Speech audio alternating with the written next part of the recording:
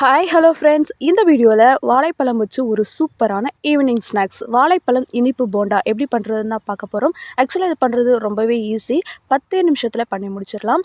And இந்த ரெசிபியை பொறுத்த வரைக்கும் வெளியில் லைட்டாக கிறிஸ்பியாகவும் உள்ளே ரொம்ப சாஃப்டாகவும் இருக்கும். ஸோ இது எப்படி பண்ணுறதுன்னு தான் பார்க்க போகிறோம். வாங்க வீடியோக்குள்ளே போகலாம். இதை பண்ணுறதுக்கு ஒரு 1/2 கப் ஒயிட் சுகர் எடுத்து அதை மிக்ஸி ஜாரில் சேர்த்துக்கலாம். இதை நல்லா நைஸ் பவுடராக அரைச்சி எடுத்துக்கலாம். இது கூட ஒரு 3 மீடியம் சைஸில் வாழைப்பழம் எடுத்து கட் பண்ணி வச்சுருக்கேன், அதை இதோட ஆட் பண்ணிக்கலாம். இதை நல்லா ஸ்மூத்தியாக அரைச்சி எடுத்துக்கலாம். இப்போ இதை வேறு ஒரு பவுலுக்கு ட்ரான்ஸ்ஃபர் பண்ணிக்கலாம். இது கூட 1/2 கப் மைதா சேர்த்துக்கலாம். வேணாம் அப்படின்னா 1/2 கப் கோதுமை மாவு சேர்த்துக்கோங்க. இது கூட 2 டேபிள் ஸ்பூன் துருவன தேங்காய், 1/2 டேபிள் ஸ்பூன் ஏலக்காய் பவுடர் வாசனைக்காக ஆட் பண்ணிக்கலாம். இது கூட 1/2 டீஸ்பூனுக்கும் கம்மியாக சோடா உப்பு எல்லாத்தையுமே ஆட் பண்ணிவிட்டு இதை ஈவனாக நல்லா பிசைஞ்சு எடுத்துக்கலாம். எல்லா இடத்துலையுமே இந்த மாவும் வாழைப்பழமும் நல்லா கோட்டாகி ஈவனாக பிசைஞ்சு வரணும். அந்தளவுக்கு இதை பிசைஞ்சு எடுத்துக்கலாம்.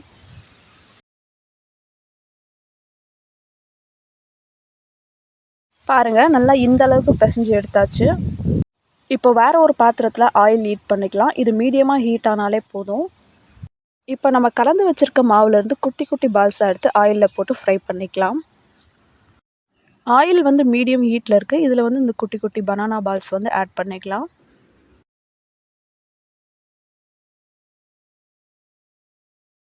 ஆட் பண்ணிவிட்டு ஒரு நிமிஷம் ஆனதும் இதை லைட்டாக திருப்பி விட்டுக்கலாம். தீ மீடியம் ஃப்ளேம்லேயே இருக்கட்டும். மீடியம் ஃப்ளேம்லேயே வச்சு இதை லைட்டாக திருப்பி விட்டுக்கலாம்.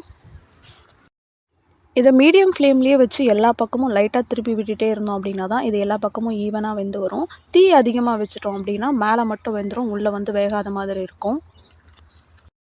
அதனால் இது மீடியம் ஃப்ளேம்லேயே வச்சு எல்லா பக்கமும் லைட்டாக திருப்பி விட்டு இதை வேக வச்சு எடுத்துக்கலாம். இது எல்லா பக்கமும் ஈவனாக வெந்து வரத்துக்கு ஒரு 3லேருந்து 4 நிமிஷம் போல் ஆகும். இது ஈவனாக வெந்து வந்ததுக்கப்புறமா கோல்டன் ப்ரௌன் கலரில் சேஞ்ச் ஆனதும் இதை எடுத்துடலாம். இப்போது அடுத்த பேட்ச் இதே மாதிரி பொரித்து எடுத்துக்கலாம்.